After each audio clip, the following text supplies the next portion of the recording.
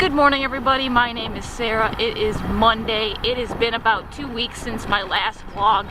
There has just been a lot going on with work and life in general, and it's been a bit of a whirlwind, and picking up the camera and devoting time for editing and all that stuff each day or even a few times a week has just proven to be a little bit too much in the past couple weeks. So we're doing this extension project at work. It's a major engineering endeavor, and it's involving kind of a lot of extra hours, a lot of extra projects, effort, weekend work, 14-hour days, things like that. So it has been a little bit prohibitive to the whole vlogging element, trying to keep my handle on training. The volume's gone down just a little bit, obviously, when you only have so many hours in the day. So I did try a race last week. Proved to be a little bit too much for the shoulder.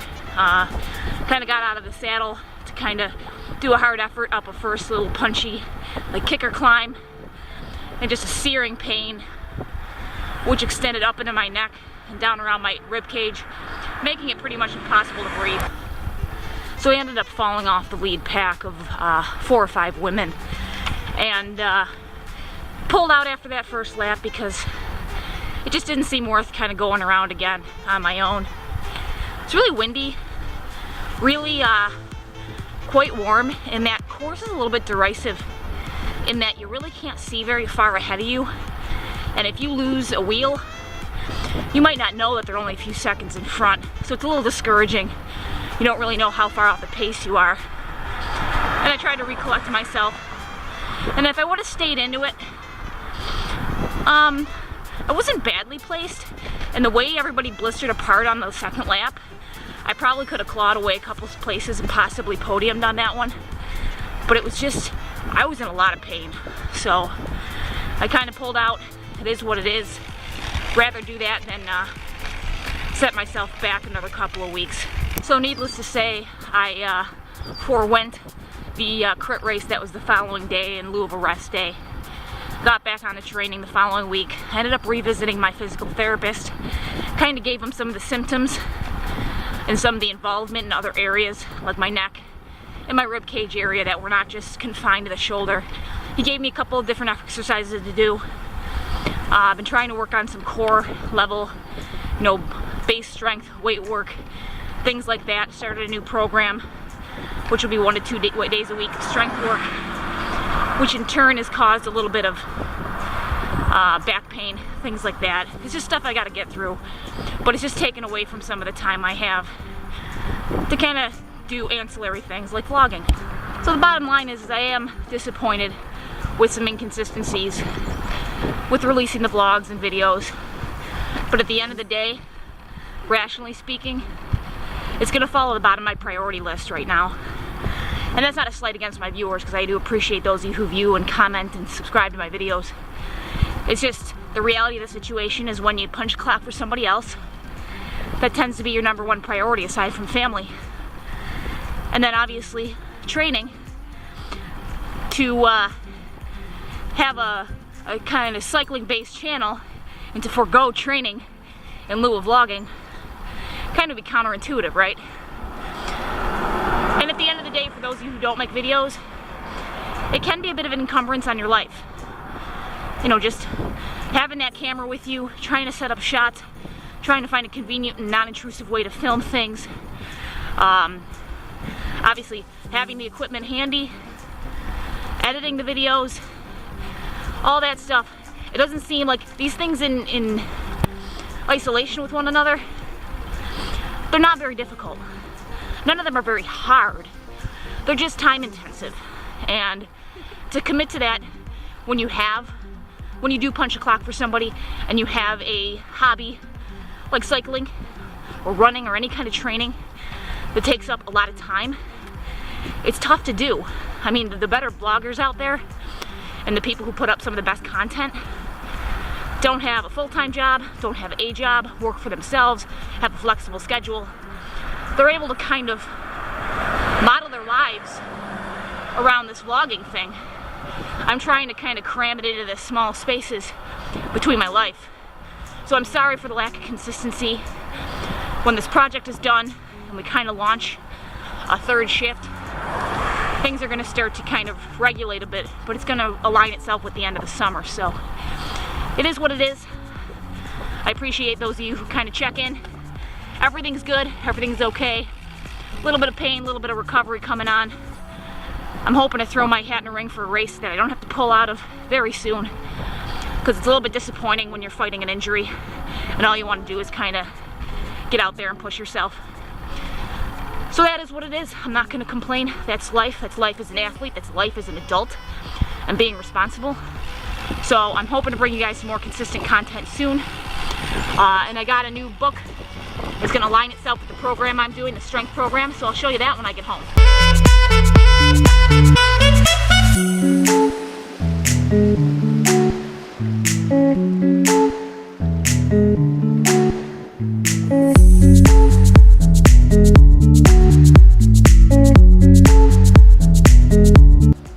Okay, quick hour and 20 minutes done on the bike. It's Monday. Typically Mondays are reserved for strength days, recovery days, things like that.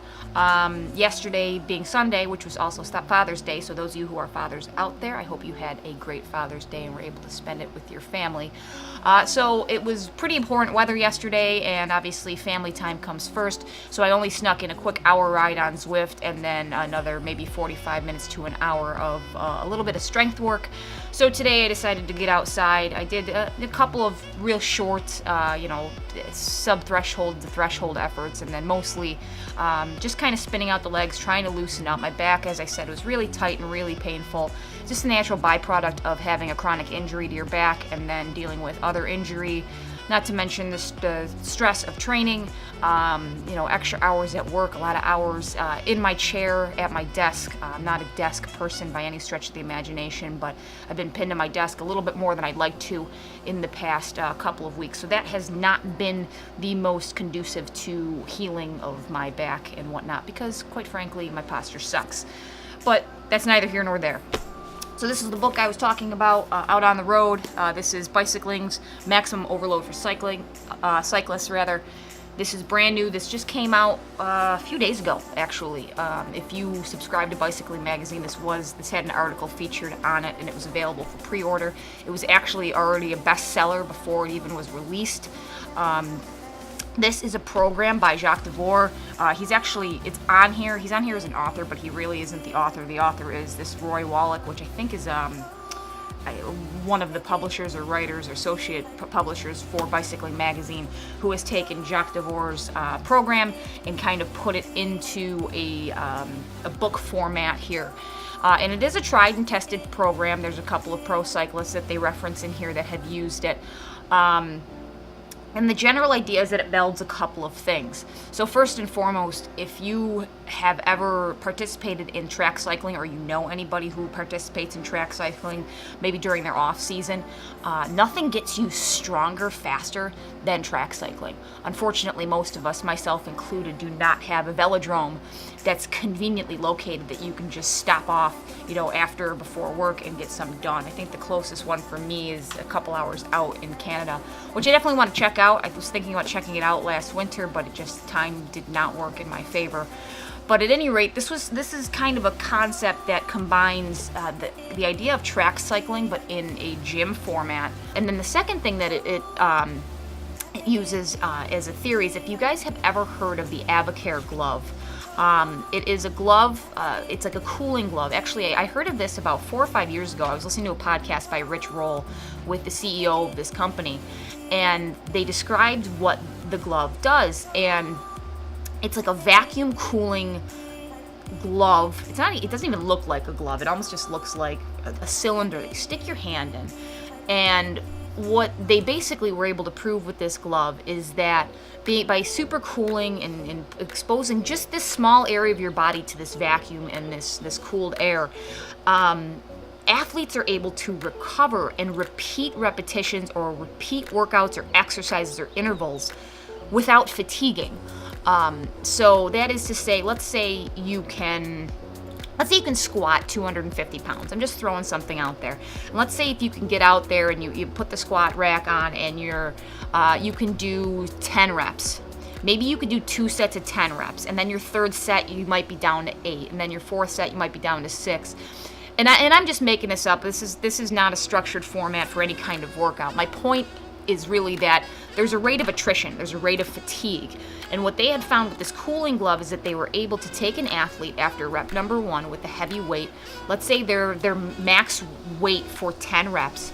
They could take that athlete over, they can put their hand in the cooling glove, allow things to cool down for a certain period of time. They send them back and they're able to repeat that 10 reps, cool them off again. They're able to repeat that over and over and over again without really breaking down, without that attrition. So what's happening is if they use this repeatedly from workout to workout, they're actually able to raise that level of weight and performance faster than by natural means. It's almost like steroids without being steroids. In fact, I think there's an article that's written that's like being on steroids or something to that effect. So the idea is that your recoverability is much higher by being able to super cool that area of your hand. And these are available to purchase. These are like expensive. They're like $900 to $1,000. And for somebody like a cyclist, it's probably not the most practical, because most of our riding might be out on the road, and even if we did a hard interval out on a road or in a race, you're not going to stop and stick your hand in this glove. You might be able to do it next to an indoor trainer, but realistically, when you want to spend $900 or $1,000 as a cyclist, there's probably better things that you can spend it on, like your bike, your wheels, things like that. So what Jacques Devore wanted to do was kind of simulate that same idea of recoverability and being able to use that same progression, but without this expensive cooling glove. So he designed his workouts in kind of these micro sets, so that you might only be doing 6 reps of something, and then you're doing a 15-second rest, and then you're doing another 6 reps of something, and then a 15-second rest. And they go into the science of it, and they go into, how to pick your different weight and how to progress through exercises like that. And it's interesting. It does make sense. Like, if you look at it practically, it does make sense. It gives a little bit more focus to your gym session. It's a little bit more of a mobility-based program. There is some work on machines. There is some weight work, obviously.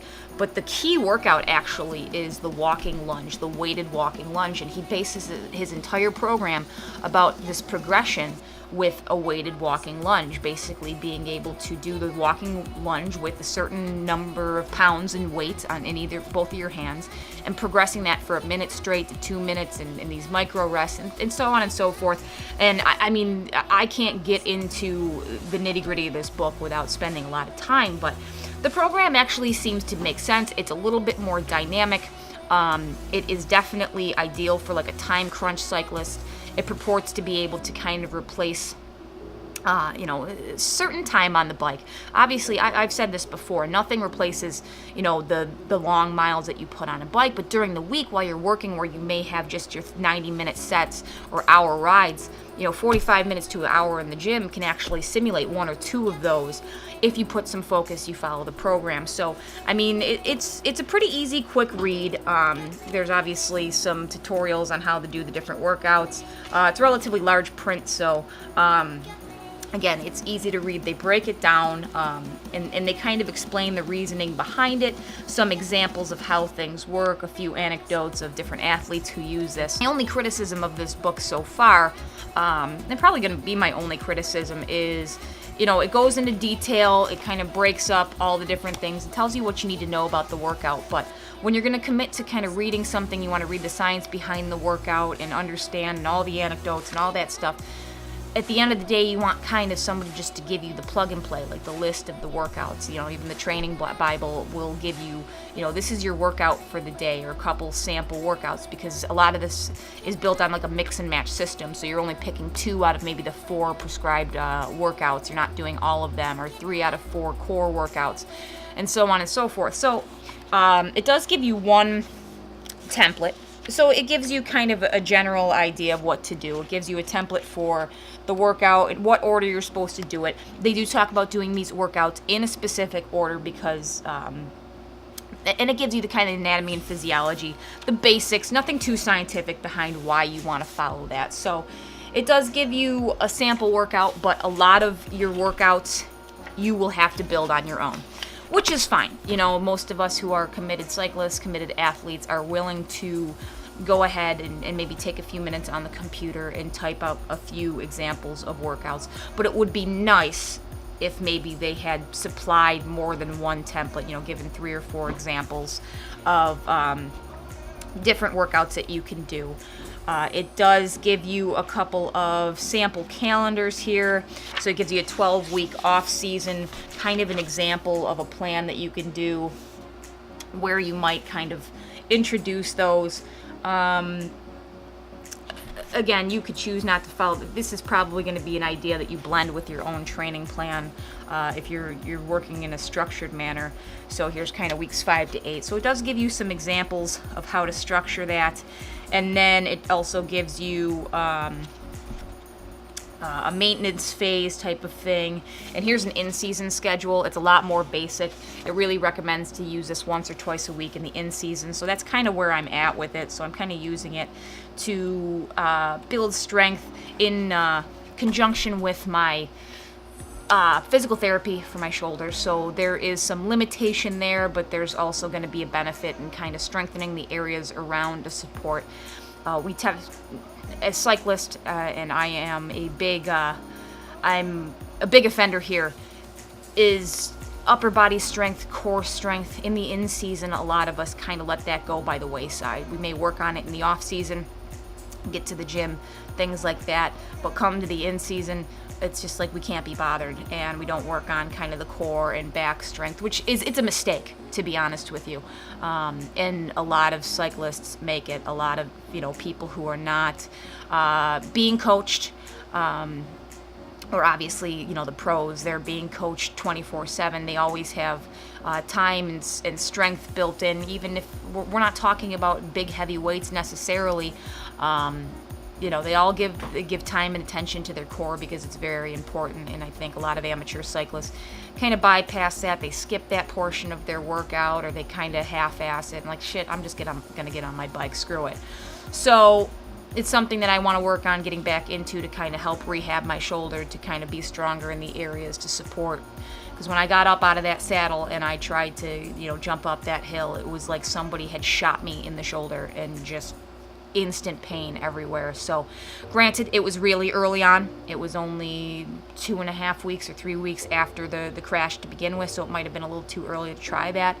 But I truly believe, had I been a little bit more diligent in working on my core, I may have been able to kind of get myself through that race a little bit better. So at any rate, that's it. This is the new program. I will link this down below on Amazon if any of you guys are interested in checking it out. I think it's a good read. It's a little bit it's a little bit of a variation on the traditional approach to cycling. It doesn't require long, hard hours in the gym. It's very short sets, and they even tell you kind of what you should do if you have less time, if you don't want to spend an hour in the gym, if you want to kind of cut that time almost in half.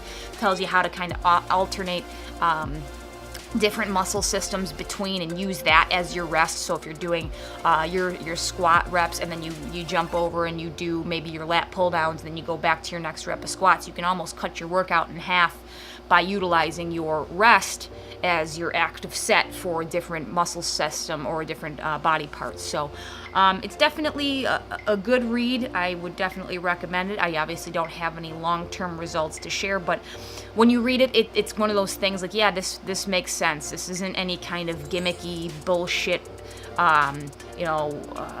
magic elixir, you're going to be strong overnight. You have to do the work. And any book or system that purports that you have to do the work to get the results, it's usually not a snake oil kind of program. You have to put the effort in, you have to put the work in. Nothing that's in here is out of left field. It's probably some of the stuff that you can come up with on your own, but Jacques Devore adds in his just his micro sets is definitely an interesting concept, and if you think about it, it's kind of like an aha, oh yeah, that makes sense. And then it's kind of styled around being able to build yourself like a track cyclist, and there's a specific order to the elements that is proprietary to this particular system that, again, if you look at it objectively, it makes sense. It makes sense why it is structured in that order, what kind of benefits you're going to get. Obviously, they're not feeding you a line of bullshit. They tell you, you know, hey, listen, when you start, you're going to be sore, so this is how you want to kind of schedule your stuff. You don't want to schedule a hard ride before or after one of these workouts, because you're just going to blow yourself up. So they're pretty they're pretty diligent with what they put in here. If you're willing to kind of take the information and spend maybe a half an hour sitting down and putting together a couple of different workouts for yourself to kind of keep things fresh and variable, then this is probably a good book for you. So I'll link it down below. But now I'm going to get myself in the shower and get to work. So that's my quick update. Sorry, I have been a bit MIA in the past couple weeks. Wanted to share this with you guys, and hopefully this week will be a little bit less of a pain in the ass, and I can get back to my normal routine of kind of being able to train, work, and kind of share some cycling fun with you guys. All right, thank you guys so much for watching, and I'll catch you in the next one. Look, kid, bad things happen, and you can't do it.